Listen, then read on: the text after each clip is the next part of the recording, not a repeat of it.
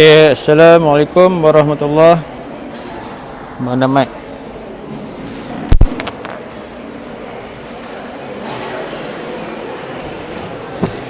Okey, kita boleh mula.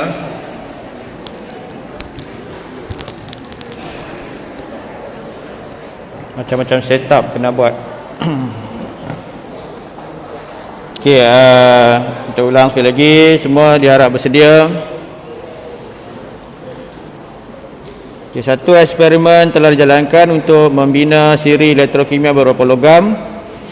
Rajah menunjukkan susunan radas untuk mengukur beza keupayaan di antara elektrod magnesium dan elektrod W. So kita boleh expect W ni lebih rendah lah, sebab magnesium dah memang atas kan. Jadi eksperimen diulangi dengan menggantikan elektrod W dengan elektrod X, Y dan Z. Letak magnesium adalah dia kata terminal negatif. Magnesium terminal negatif sebab dia lebih tinggi dalam siri elektrokimia. Soalannya, rajah 1.2 menunjukkan bacaan voltmeter bagi semua eksperimen. Jadi berapakah bacaan pada setiap ni? Kamu dia arahan seterusnya tu record, catatkan bacaan. Jadi kamu tulislah bacaan dia berapa. Senang saja nak tulis. So yang pertama adalah ini 2.0 volt.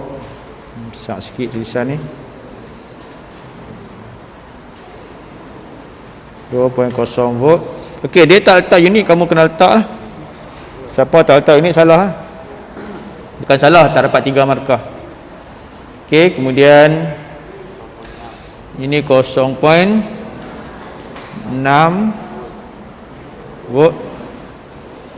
Kemudian 1.4 volt dan 2. Duduk tengah kan?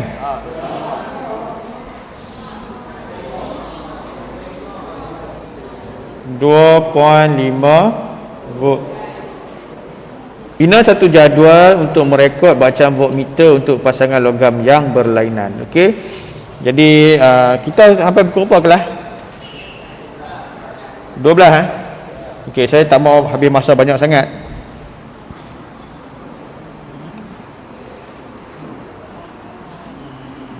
Okey. Nah, ini ada jadual yang kamu boleh lukis lah. Sepatutnya ada garis ni Patutnya ada garis kat situ.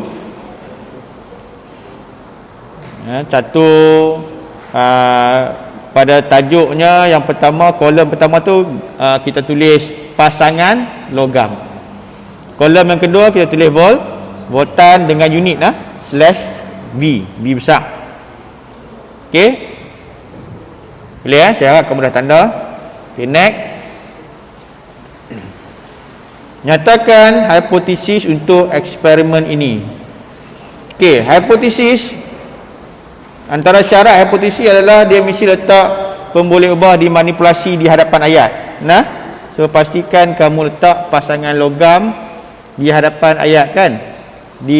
Kita akan sebut dua variabel. Betul tak? Kamu tengok kamu punya hipotesis, dua variabel. Variabel yang dimanipulasi duduk di hadapan. So ayatnya akan jadi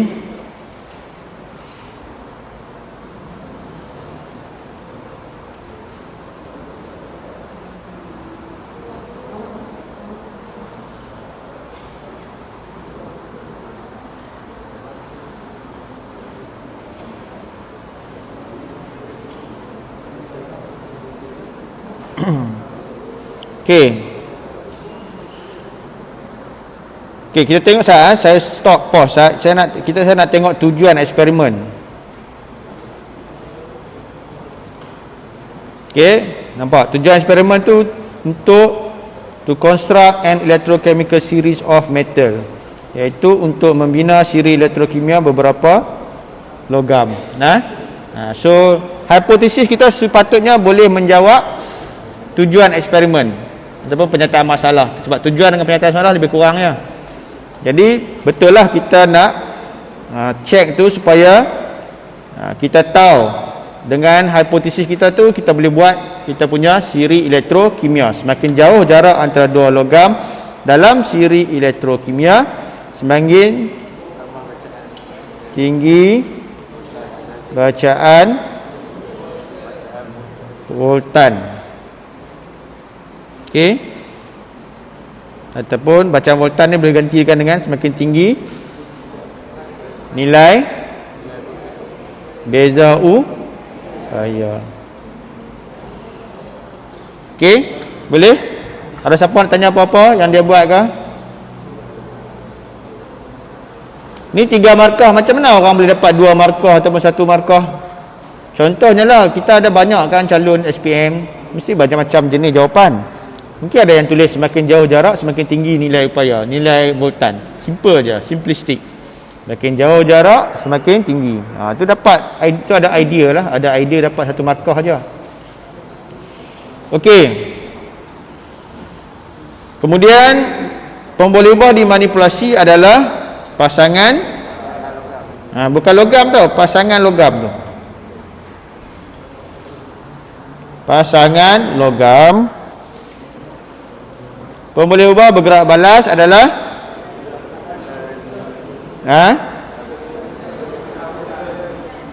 voltan.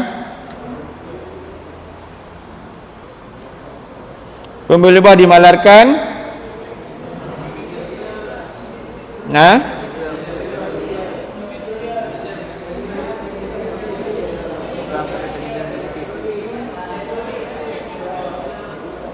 boleh logam magnesium. Tulis je logam magnesium.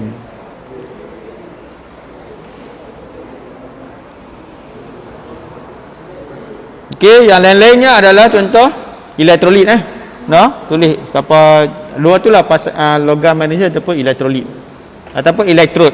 Elektrod tak boleh. Sorry, ni bukan Okey, berdasarkan bacaan voltmeter, susunkan semua logam dalam susunan menaik ke elektropositifan. Okey, so yang paling jauh adalah antara Mg dan Z. Mg negatif, so dia duduk atas. Kedua jauh adalah Mg dengan W.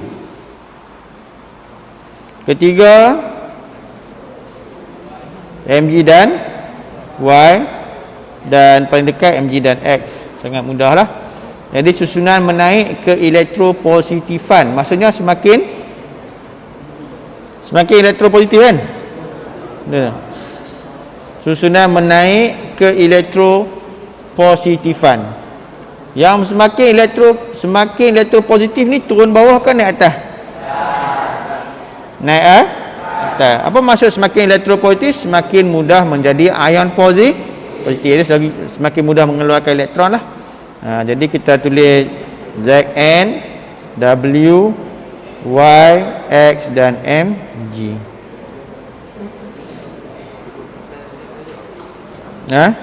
Zn pula, Z. Biasa tulis Z. Zn. Okey.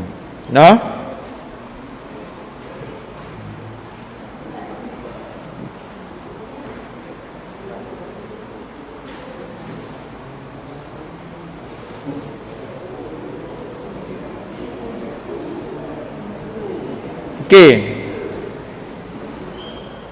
Cadangkan nilai voltan yang mungkin jika elektron X dan Z digunakan untuk membina siri elektrokimia X dan Z. Ni antara dua ni, X dan Z. Jadi kita kena tolakkan Mg dengan Z, iaitu 2.5 keseluruhan ni, tolakkan dengan Mg dan X lah. Mg dan X adalah 0.6. 2.5 tolak 0.6, 1.9. 1.9 volt. Okey. Next. Ada soalan? Soalan nombor 1? Ada?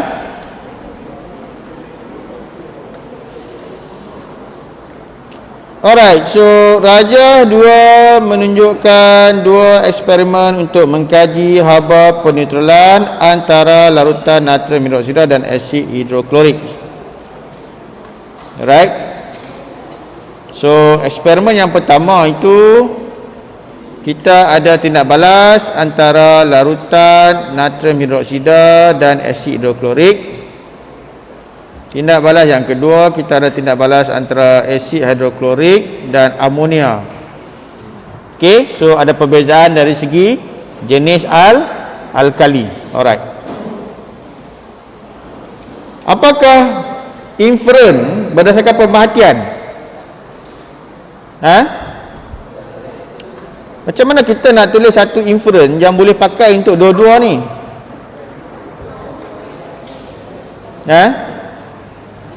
Pemerhatian dua-dua ni.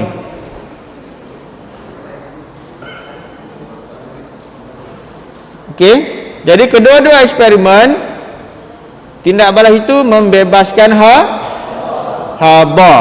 Betul tak? Jadi kita boleh tulis untuk dapat 3 markah memadai. Kita tulis tindak balas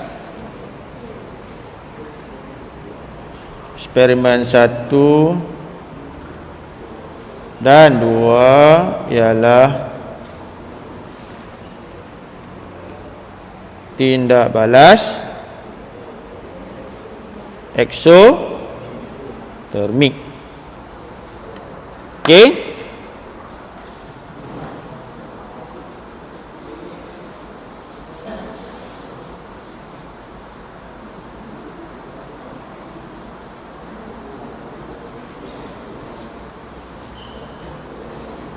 Oh, pemerhatian tak buat lagi ya. Saya tanya nombor 1 pemerhatian. Kat mana pemerhatian? Tak ada kan soalan tanya pemerhatian? Okey, terus ini pemerhatian ada atas tu. Okey. Tindak balas eksotermik. Okey, next. Tapi kamu kena tulis lengkap lah, jangan tulis tindak balas eksotermik saja tau. Dalam skema, sebab tu cikgu tak suka bagi skema kat pelajar. Sebab skema tu dia panduan untuk cikgu. Cikgu tahulah apa nak tulis. Jadi kalau kamu tengok skema tu, kadang-kadang skema pun ada yang salah. Tapi cikgu, dia just panduan sahaja. Tapi ni cikgu tunjuk sikit sebab cikgu nak cepat lah. Kita tak cukup masa lagi. Okey. Berdasarkan keputusan dalam Rajah 2, nyatakan hubungan antara perubahan suhu dengan jenis alkali yang bertindak balas dengan asid hidroklorik. Okey, so kita ada 2 ayat kita nak tulis. Sebab apa? Sebab satu alkali kuat, satu alkali lemah. Okey, hubungan saja, bukan hipotesis ke apa ke. So perubahan suhu dengan jenis ini. So pastikan kamu ada nyatakan dalam jawapan kamu perubahan suhu dengan jenis alkali. Okey, jadi perubahan suhu yang tinggi kan? Nampak? Perubahan suhu yang tinggi. Itu sifat perubahan suhu dia. Perubahan suhu yang tinggi kita kaitkan dengan alkali kuat. Okey. Perubahan suhu yang tinggi berlaku apabila asid hidroklorik bertindak balas dengan alkali kuat. Manakala perubahan suhu yang rendah berlaku apabila asid hidroklorik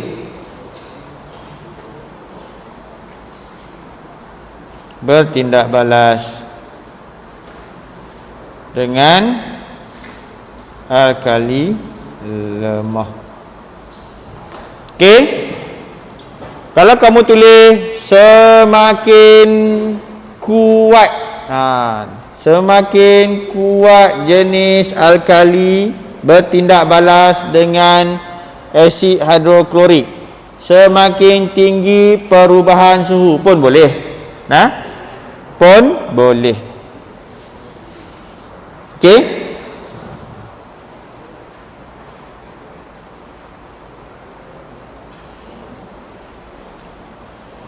Ada soalan? Okey, nyatakan definisi operasi untuk tindak balas eksotermik. Kamu tahu tak definisi operasi? Banyak kali dah dia cerita definisi operasi kan? Ya, kamu kena tengok dalam soalan tu, dalam kamu punya eksperimen, apakah pemerhatian? Apakah pemerhatian kita? Apakah yang kita catat sebagai pemerhatian? Itu. Ini perubahan suhu ataupun perubahan suhu. Perubahan suhu tu kalau kita tengok balik, kita dah belajar termokimia. Perubahan suhu tu sekadar exo atau endo, dua-dua boleh kan perubahan suhu. Jadi kita nak exo, jadi perubahan suhu tu mesti spesifik sikit lah. Suhu yang meningkat. Okey. So tindak balas eksotermik ialah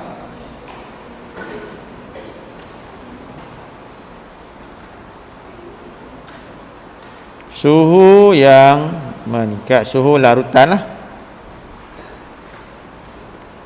yang meningkat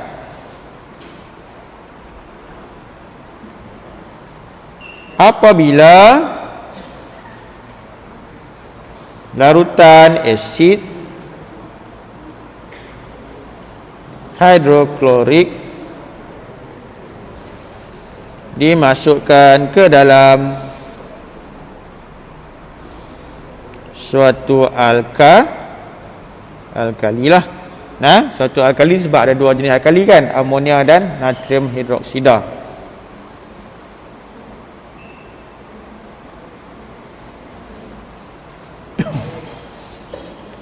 Okey.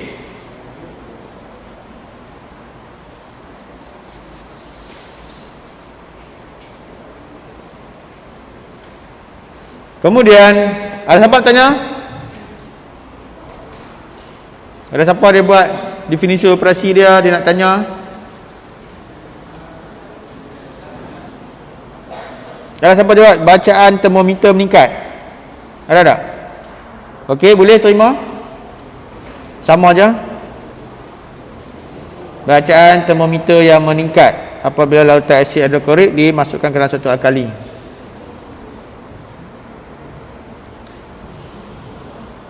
Okey. Berdasarkan suhu dalam eksperimen 2, ramalkan perubahan suhu jika asid hidroklorik digantikan dengan asid etanoik.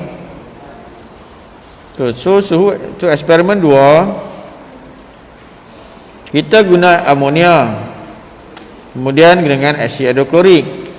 Sekarang asid hidroklorik ni kita gantikan dengan asid etanoik, iaitu asid lemah sama dengan alkali lemah. Jadi suhu kita akan berkurang. Suhu yang meningkat tu tak sampai dengan 39 ni lah. Tak sampai. Tapi kita nak tulis berapa? Kita boleh tulis. Okey, prinsip memberi jawapan teknik kalau kamu nak bagi satu ramalan, seboleh-bolehnya berikan exact figure. Maksudnya bukan exact figure. Of course kamu tak tahu berapa exact figure, tapi mesti ada nombor. Jangan buat lebih ataupun kurang ataupun antara. Jangan macam tu. So kat sini kita open lah jawapan tu, boleh jadi mana-mana nombor. 31 boleh, 32 boleh, 33 boleh, 34 boleh, 35 boleh, 36 boleh, 37 boleh, 38 boleh, 39 tak boleh. Jadi kalau macam tu kita ambil tengah-tengah lah, 35 macam tu. Sesuai. Bawah 29, bawah 30 tak boleh lah. Bawah 29 tak boleh. So So kamu boleh buat 35 darjah Celsius. Perubahan ramalkan perubahan suhu. Jadi 35 tak boleh ni, suhu maksimum bukan 35. Perubahan suhu 35 tolak 29 dapat 6.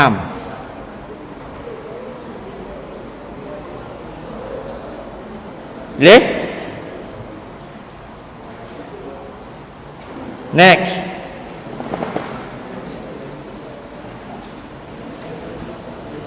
Okey. Raja 3 menunjukkan 4 tabung uji yang mengandungi asid hidroklorik HCl dengan kepekatan yang berbeza. Okey.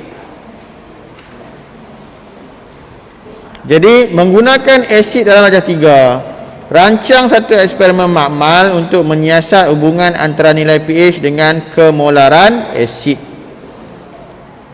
Okey. Perancangan anda hendaklah mengandungi perkara berikut: problem statement, variabel, hipotesis. Okey, apakah kita punya pernyataan masalah? Okey, ni kalau nak tulis panjang kan. Nah, kita tengok adakah jawapannya tu sesuai.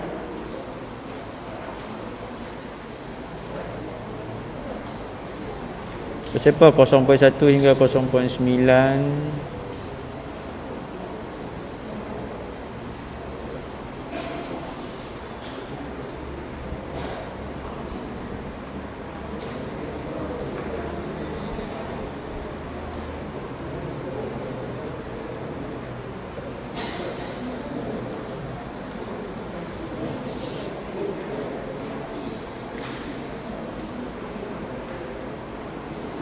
Okey. Tengok ni saya kata skema ni kena cikgu yang guide kalau ikut ni salah ni kan. Salah 0.1 hingga 0.9 salah. Okey, tak apa.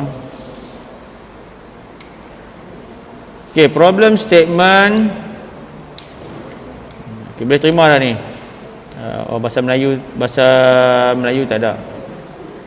Between the pH value with more than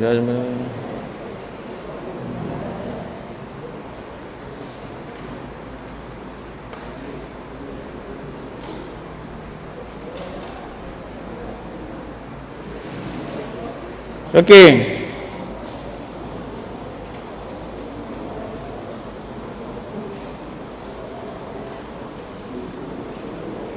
Okey, jadi soalan minta pelajar dapatkan hubungan di antara nilai pH dengan kemolaran asid. Jadi tukarkan tujuan eksperimen ke bentuk masalah. So boleh guna ayat contohnya, bagaimanakah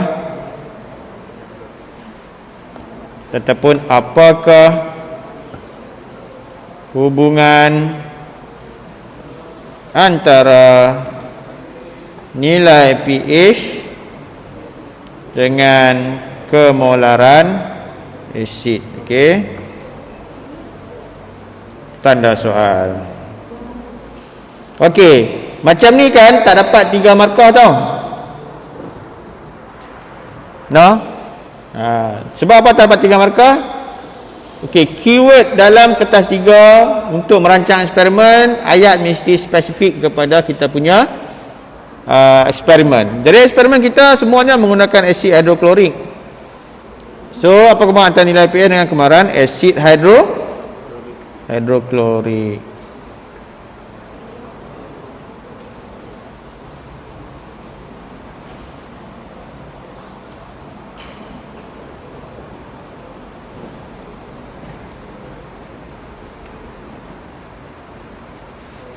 Okey. Kau faham tak kemolaran tu apa?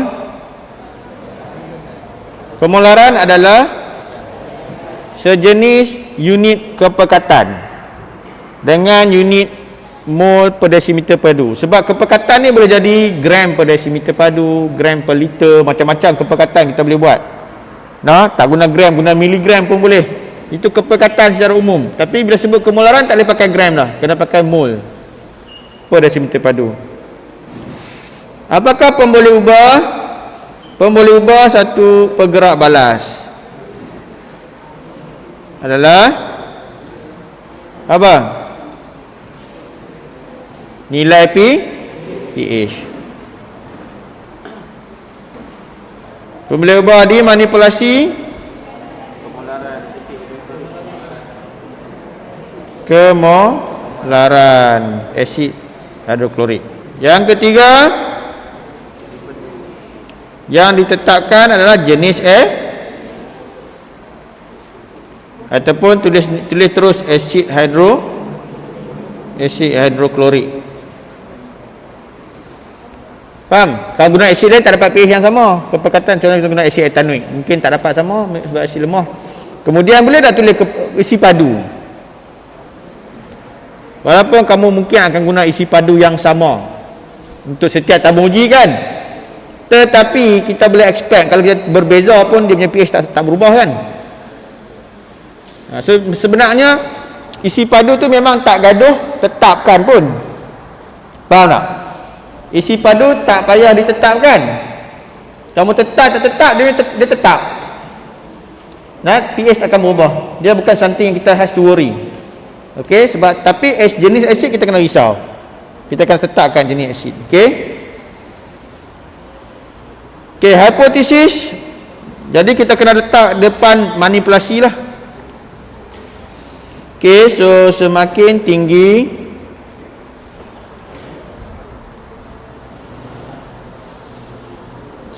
nilai kemolaran asid hidroklorik, semakin rendah nilai pH. Okey? Boleh? Semua dapat yang ni ke?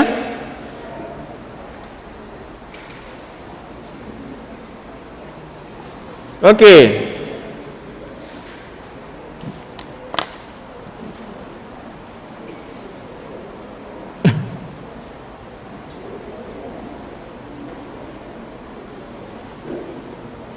Okey, ini adalah bahan dan radas. Sangat simple. Larutan asid hidroklorik.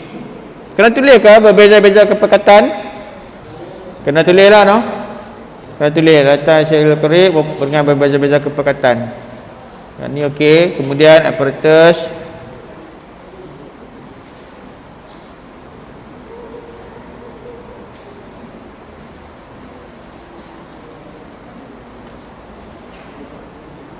Ini nasib lah kalau kamu tertinggal satu terus tak dapat 3 markah.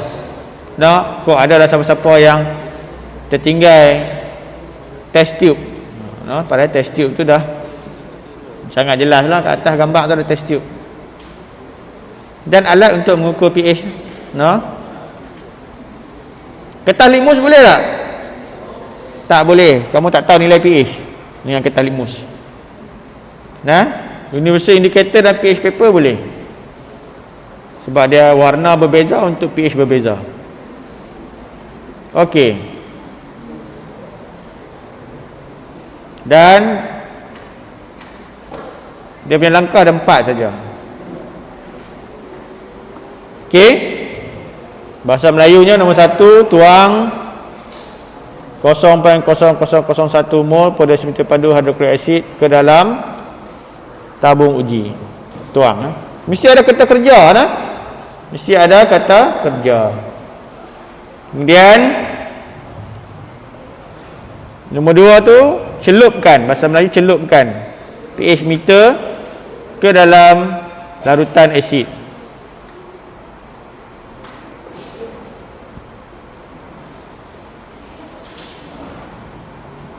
Okey.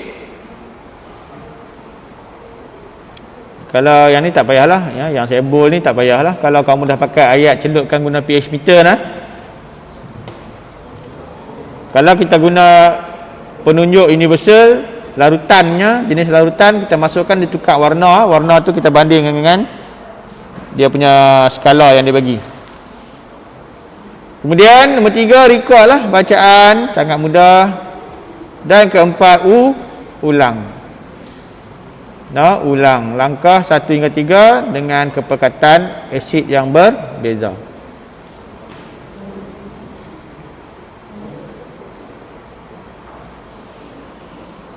Okey. Boleh? Next. Jadual. Senanglah, Jadual ada 2 kolom, satu kamu boleh tulis molariti. Tapi kena ada unit ni. Tak ada unit tak dapat markah. Ada unit. Kat bawah tak ada unit, 1 markah. Jadual memang 2 markah maksimum. Nak kena tulis dah pH value ni, jawapan ni. Tak payah, ramai saya rasa dah sampai percubaan hari tu pun ada lagi yang bila dia buat kertas 3, dia buat data, penjadualan data, dia cuba isi jawapan. Tak payah. Tak payah sebab kita merancang eksperimen, bukannya kita melaporkan eksperimen. Okey, next. Soalan set 2.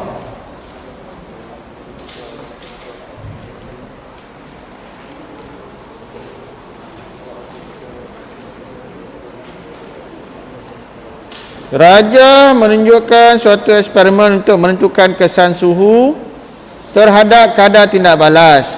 Tindak balas antara siapa? Pita magnesium dengan asid sulfurik. So Mg plus H2SO4 kan.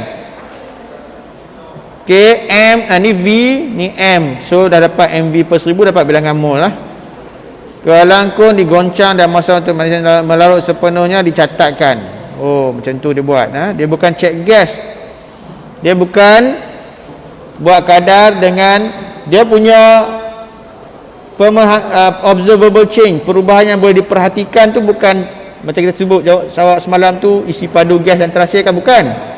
Dia cuma tengokkan masa magnesium tu larut. Okey, lepas tu dia kaji faktor suhu. Okey, ini kefahaman kita Ini kefahaman kita. Alright, jadi kita nak buat catat bacaan menggunakan jam randik. Okey. So jam randik yang pertama menunjukkan 55.0 saat. 0.0 kena ada ke? Wajib. Tak ada, tak dapat 3 markah. So ingat kamu nak tulis titik perpuluhan banyak mana untuk kelas 3? Burek je 2 titik perpuluhan. Yang lain 1. Yang lain 1. Termasuk voltmeter tadi 1. Senang je. Kemudian 46, 47. 47.0 saat.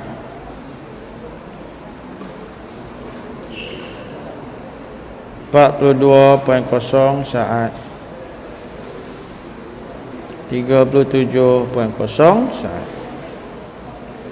Okey.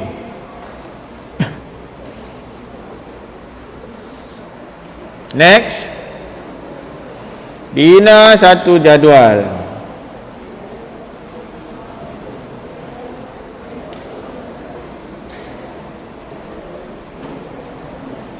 Okey, ni jadual dia.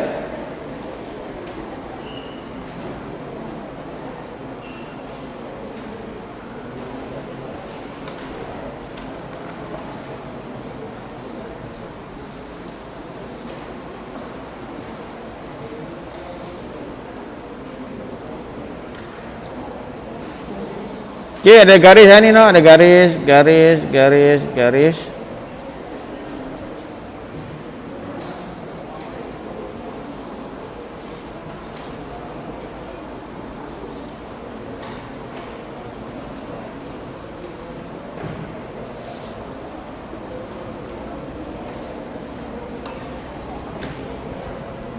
tu kan pastikan ni saya rasa kamu keliru lah nanti. Kamu tengok ni, nampak tak saya punya cursor? Nampak tak cursor saya?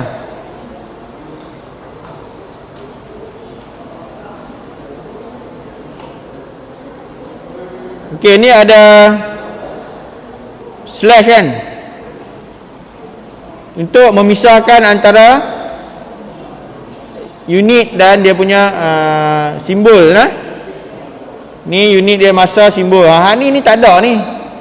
Ni 1/time. 1/time. Lepas tu slash. Nah, ni tak ada ni kat skema, tak ada. Kamu kena buat lah. So maksudnya 1/time slash macam tu S negatif satu. Boleh? Kena buat macam tu nah. Tak ada slash salah. Okey, next. Nyatakan satu pemerhatian dalam eksperimen ini. Gelembung gas dibebaskan, senang saja. Nah, magnesium tu menghasilkan gas hidrogen kan? Gelembung gas dibebaskan. Saya tak suka cursor effect ni.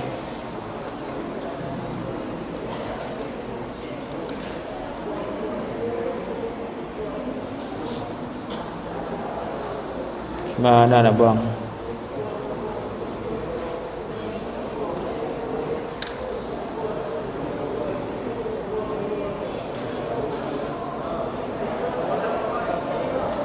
Exit. Alright. Okay.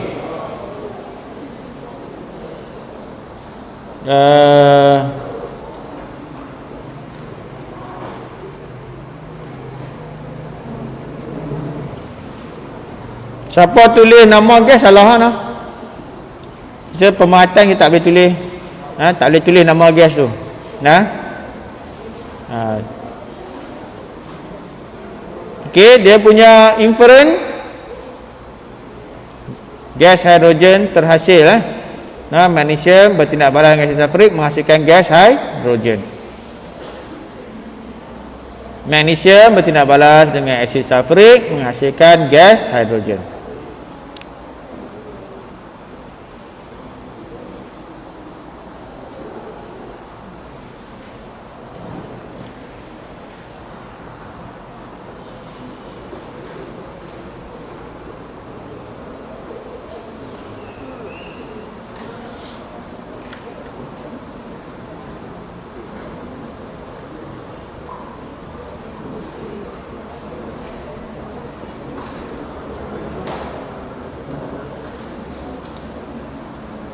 Okey. Kemudian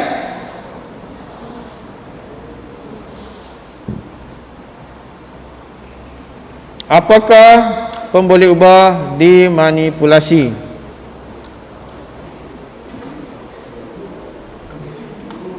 Suhu kan?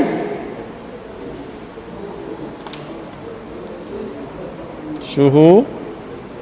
Pemboleh bergerak balas. Kadar tindak balas. Masa ke kadar tindak balas? Kadar. Kadar. Sebab tengok pada soalan tu. Soalan kata dia nak cari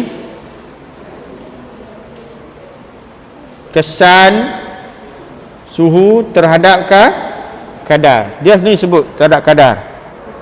Jadi kita tulis kadar itulah sebagai dia punya responding variable. Pemboleh ubah dimalarkan. Ya. Okey, kalau kamu nak tulis asid sulfurik, mesti tulis dua-dua, kepekatan dan isi padu.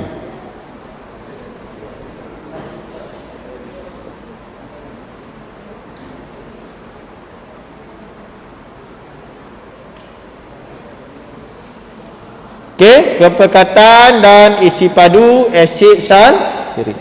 Pasal apa macam tu? Kan? Bukankah faktor kepekatan saja kan? Sebab Tadi kata apa tadi yang kita sebut isi padu? Dalam pemarkahan ini sebenarnya kepekatan pun understood, tapi dalam teknik penandaan kertas 3 untuk kadar tindak balas, apabila kamu nyatakan kepekatan, kamu kena nyatakan sekali dengan isi padu kalau pemboleh ubah tu dimalarkan. Pemboleh ubah tu dimalarkan mesti, sebab dalam kadar tindak balas kedua-duanya mempengaruhi hasil yang terbentuk lah, saya rasa macam tu. Sebab tu mereka suruh bubuh sekali kepekatan dan isi padu. Okey, nyatakan satu hipotesis bagi eksperimen ini. Okey, semakin tinggi suhu apa? Suhu tindak balas, semakin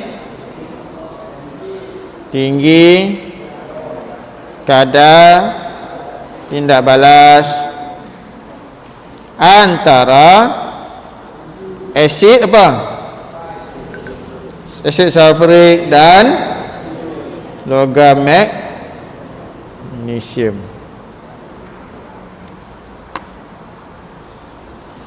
Okey?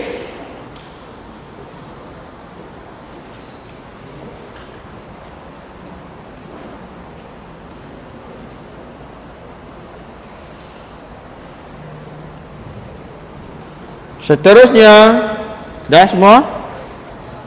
Saya harap kamu menanda jawapan kamu, jangan menyalin. Kalau menyalin tak boleh buat apa lah. Jawapan pun tak ada, kena salin. Tapi kalau kamu tanda, maksudnya kamu dah buat.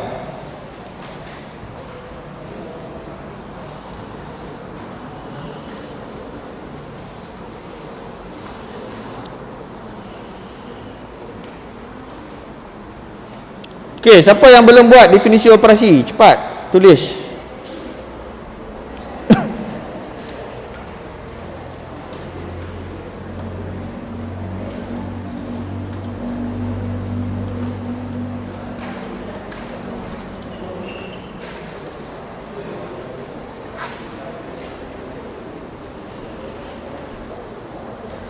Okey, saya nak tanya kamu soalan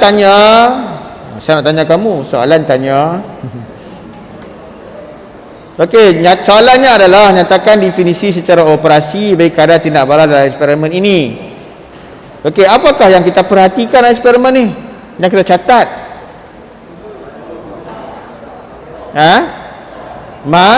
Masa, right? So, kadar tindak balas itu adalah masa. Nampak tadi bila kamu kata responding variable tu masa? Masa tu sebenarnya kadar tindak balas jugalah. Tapi ia adalah kadar tindak balas secara operasi. Maksudnya kita tak boleh nak dapat nilai kadar tindak balas dengan memerhatikan sahaja. Nilai tu tak dapat dengan memerhati saja. Tak boleh. Kalau main game lain lah. Tembak satu orang dapat keluar nombor point. Tembak point, satu nyawa ada point, satu nyawa, dia keluar point. Kan? Ini kadar tindak balas dia tak keluar macam tu. Dia tak keluar nilai kadar. So yang kita katakan kadar itu adalah masa. Okey. Kadar tindak balas ialah masa yang dicatatkan apa? Tindak balas berlaku ke apakah dia stop bila masa tu? Masa yang catatkan apabila magnesium melarut sepenuh. Okey, so kita boleh kira kadar dengan macam-macam cara kan. Ada yang eksperimen tanda X hilang betul tak? Kan? Ada yang sampai habis turun, ada yang kita tetapkan masa. Kita 10 saat je kita ambil. Kan? Ini magnesium melarut sepenuhnya. Okey. Jadi kita kena tulis untuk magnesium larut sepenuhnya apabila pita magnesium dimasukkan ke dalam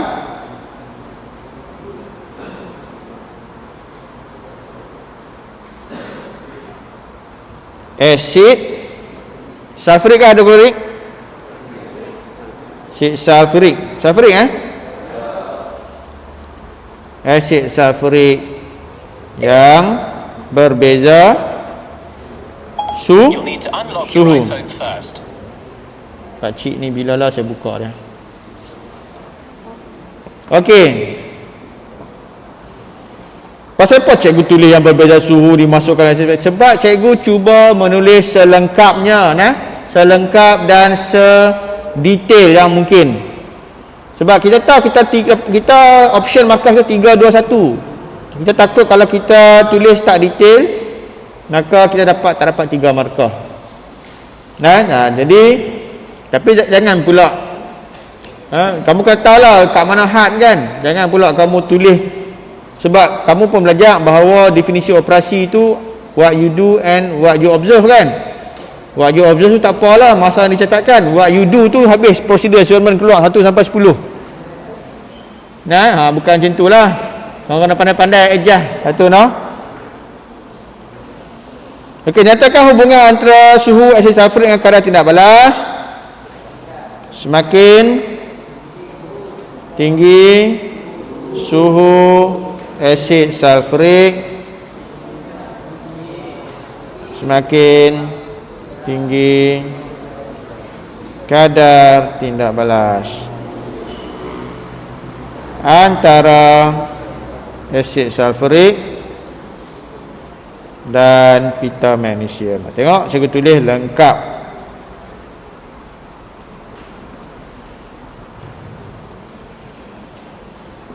Okey.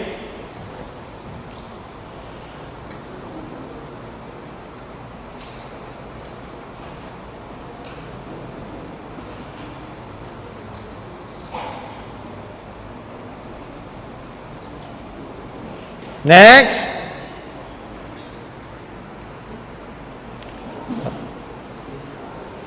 Ramalkan masa yang diambil bagi pita magnesium melarut sepenuhnya jika eksperimen itu dilakukan dengan menggunakan asid sulfurik pada suhu 55 darjah Celsius. Okey, apa data yang kita ada? Macam mana dia punya pengurangan tu? 55 47 tu dah beza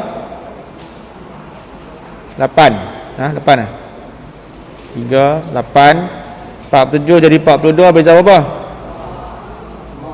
5 14 37 5. Okey, 37 tolak 5 32. Okey, 30 ke 32 saat. 32 saat lah.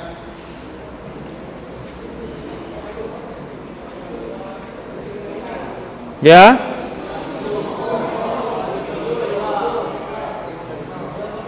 Lebih rendah dari 35. 32.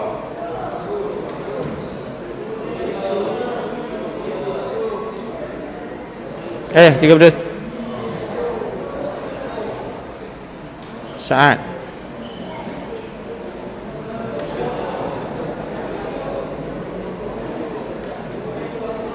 Kamu tanya soalan ke apa ni? Saya dengar orang saya pun tak tahu.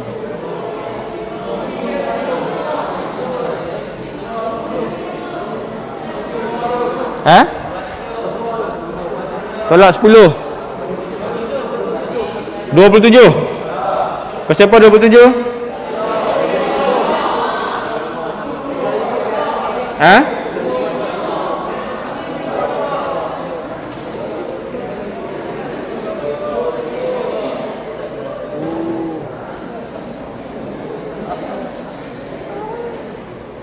Faham dah tu?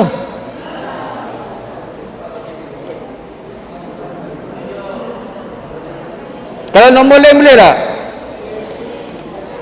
Ha?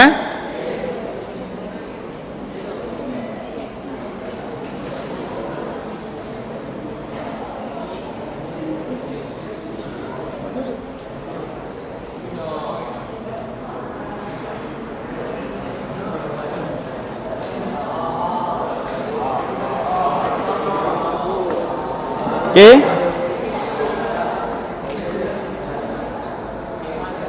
Tadi kan pergerakan tu dalam 55. Kalau kau buat graf kau nampak lah. Tapi takkan nak buat graf kot. Ni matematik mudah je. Dan 55, 47, 55 tolak ni setiap 35, setiap 5 darjah Celsius kan? Tidak? 30, 35, 40, 45, 50, 55.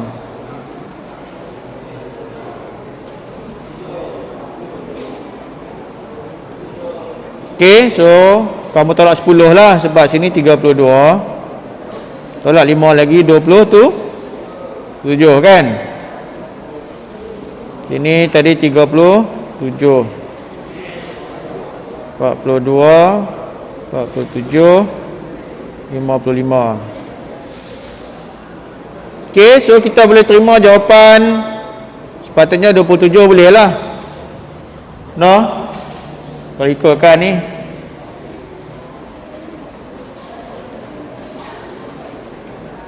Soalan pun tanya 55. Okey. Kalau saya terimalah 27.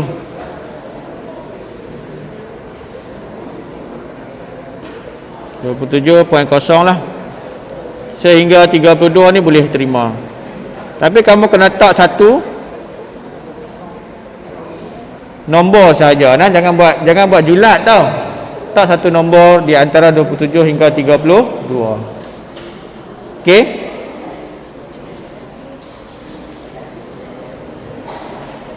Okey, nilai pula. Persamaan kimia. Ha? Oh, tak nampak. Banyak sangat skrin, tak kerti nak tengok dah hak mana. Munjuk satu duduk belakang. Okey, Mg tambah H2SO4. Mg SO4 tambah H2. Okey. 3 markah. Alright. Ke-12 dah. Kelaskan tindak balas yang berikut kepada tindak balas dengan kadar tindak balas yang tinggi atau rendah. Siapa kadar tindak balas tinggi, siapa kadar tindak balas rendah. Senang saja ni. Nah. Yang tinggi adalah pembakaran dan buat kotak ni tak ada, ni skema tak ada kotak, kamu buat kotak lah. Pasal apa penguraian hidrogen peroksida pada suhu bilik itu tindak balas yang rendah? Suhu bilik dan dia tiada mangkin kan? Kamu belajar dalam kadar tindak balas hidrogen peroksida, dia sepatutnya kita letakkan mangkin MnO2, mangan 4 oksida. Okey. So saya rasa kita bincang setakat tu dulu. Nah, kalau kita nak gagah nak bincang memang banyak lagi sampai, so kita akan cari kesempatan yang lain lah untuk kita bincang seterusnya. Ada soalan? Ada apa-apa soalan? Tak ada? Okey, kalau tak ada kita tutup dengan tasbih kafarah dan surah Al-Asr. Bismillahirrahmanirrahim. Subhanakallahumma wa bihamdika asyhadu an la ilaha illa anta astaghfiruka wa atubu ilaik. Bismillahirrahmanirrahim. Al-'asri innal insana lafi khusr illa alladhina amanu wa 'amilus solihati wa tawassaw bil haqq wa tawassaw bis sabr. Okey, sekian. Assalamualaikum warahmatullahi wabarakatuh.